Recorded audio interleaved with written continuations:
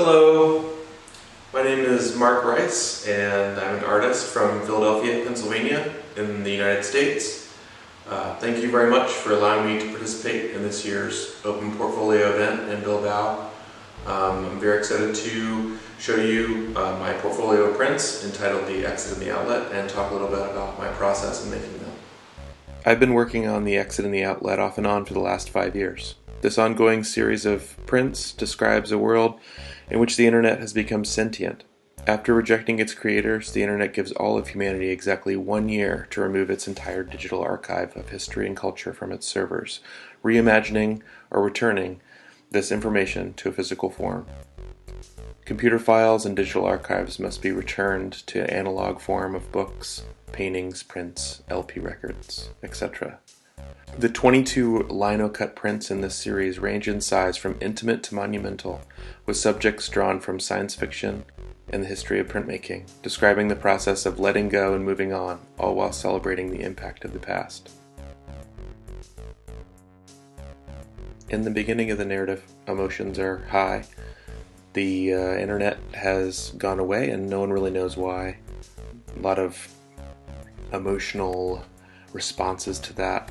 And then this sort of massive campaign goes underway to have the humanity sort of find the internet, have a talk with it.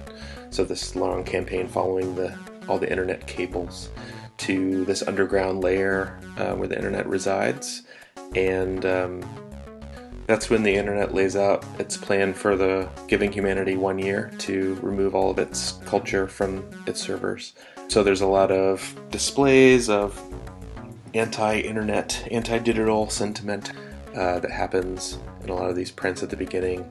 And then this slow sort of re-emergence of a communal effort to save the output of the world's art, music, literature. These are shown in lots of different ways, mostly in architectural forms, lots of sort of piles of different figures working things out in a very sort of humanistic way, with lots of mistakes and people falling over, dropping things.